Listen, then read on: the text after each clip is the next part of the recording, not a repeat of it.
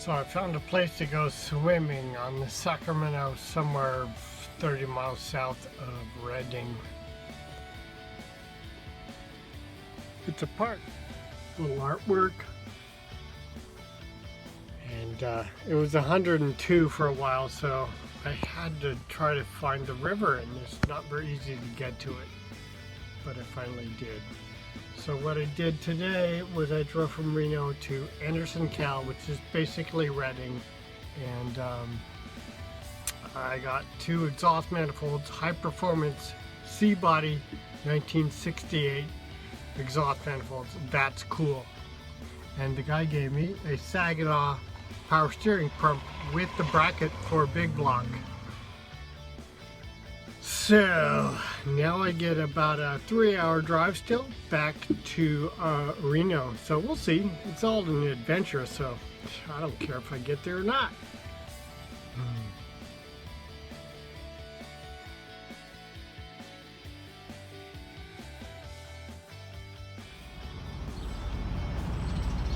About 50 miles south of Redding.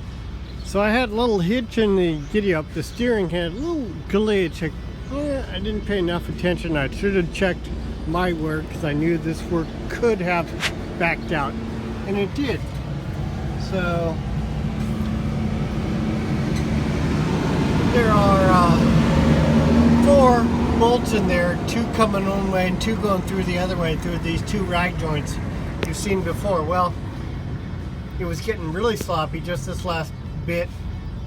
2 of those, one of those worked its way all the way out and fell out. And the other one worked its way all the way out and was just sitting there, and I just grabbed it and pulled it out because it's in the rubber only. And I've got it with me. It's like 1.25 inches, 5/16 grade 8. Those should have had drilled and aircraft tied so they can't walk out like it did on me after this. And I am 3 hours from Reno going over the hill, so gotta make that better. I think I'll just go eat some McDonald's first and then come back here when it's cooled off. It's pretty hot. The engine's pretty hot, but it's down to about 85 outside now. That's high class stuff.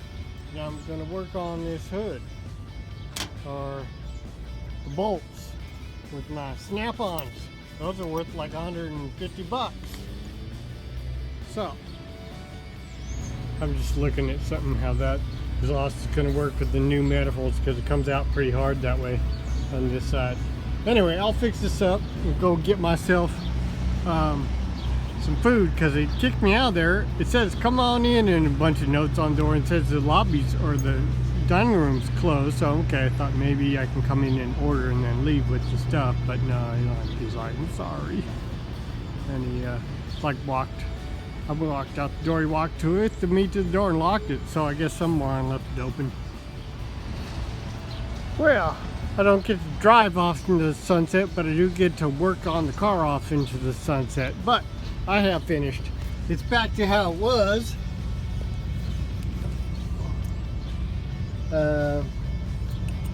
Those stayed in okay.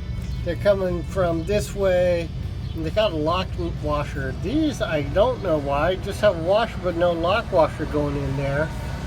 It looked like they were captured a little bit by some of the parts, and I guess one of them was, but this one wasn't. Anyway, they're back in all the way. They're torqued up pretty tight. They're squishing on a bunch of two rubber and cloth rag joints, and it's just like I left with.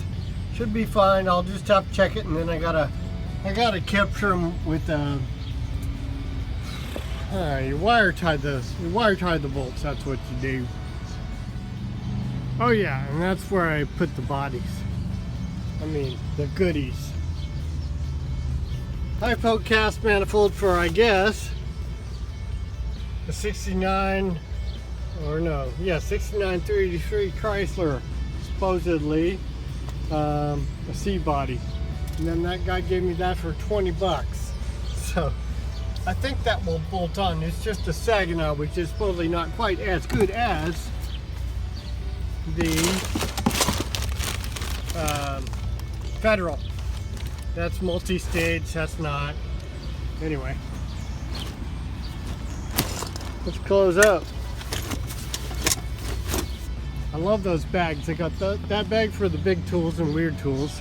I got the black bag that has only socket sets, 3/8 and 1/4 inch, and a bunch of different sockets. So I was able to do this job because I needed different pieces, different sockets at different times.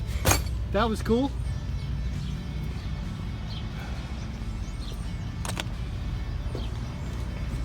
Put my kick-ass Fuji water back in there, and I'll drive through the fucking, hope it's not a drug deal. I'll drive through the McDonald's to get myself a fucking burger. Like I tried to.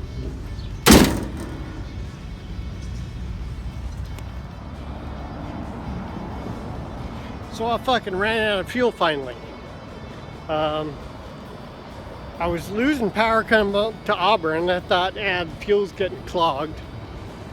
So I pull off, cruise around downtown Auburn, went one rotation, and then I stopped and looked at a gas station, said hi to some guy with a bent up 4Runner, and I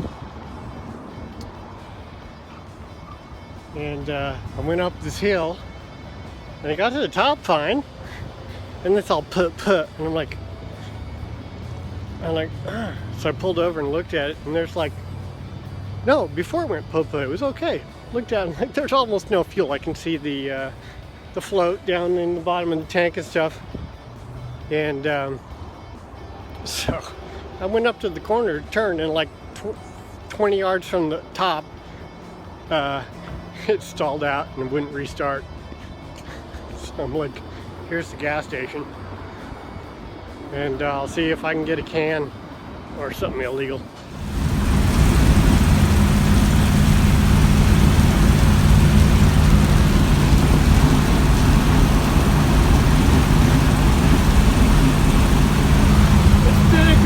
It's been a good weekend for lots of stuff.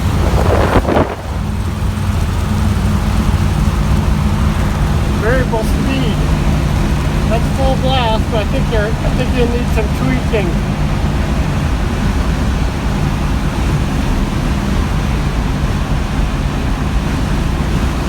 Yeah, there's some bad context in there somewhere.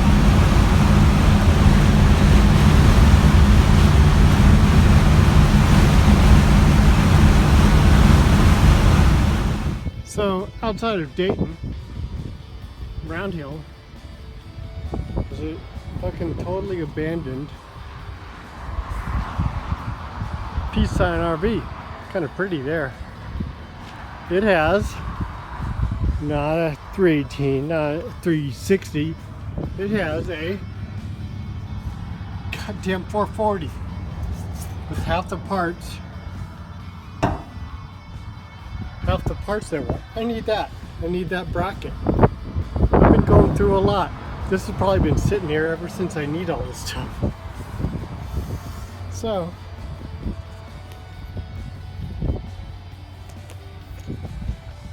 and there's that. That's the power steering up here. And it's even got, I think it's got enough stuff to make mine work. That's just crazy. Wow. That fan was worth pretty much. That's probably okay. It looks like a rebuilt or it was in good shape. Look at that. Look at that. That's oiled up. But it was maintained fairly recently. And then it went to Burning Man and blew up, and that's it. That radiator though is only a 2-core. Which is weird, and it's a big thing. It should have a bigger one. But look at that suspension. Heavy duty stuff. I looked high and low for a block with both those freaking bolt holes, because mine has a motor mount that comes off those and that. I gotta get this block. I gotta pay to have this whole thing towed somewhere and me get the block and probably the tranny out of it. That block just looks so good. I wonder what mileage it had.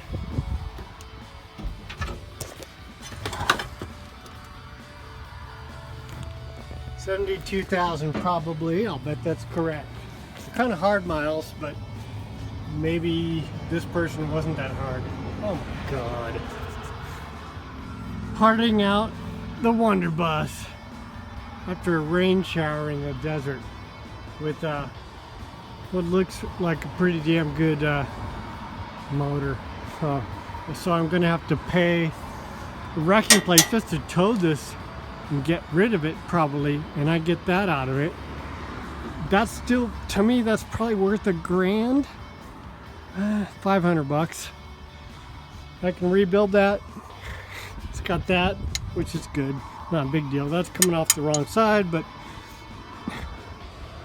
no, just doesn't look too beat. The last year of the 440s, 1978. Last of the 440s. It was air conditioned. I didn't see anything in here about any air conditioning. It does have this kink down linkage, which is newer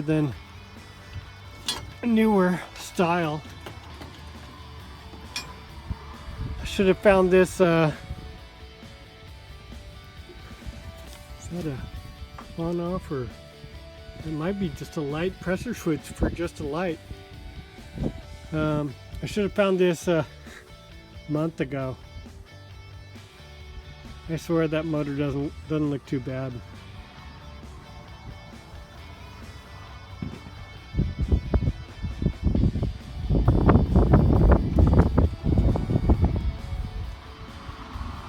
Thank you, old happy van.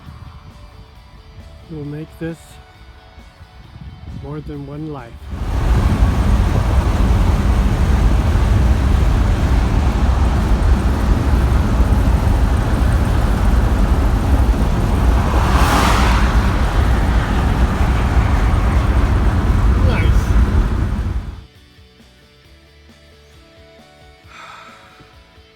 What a weekend.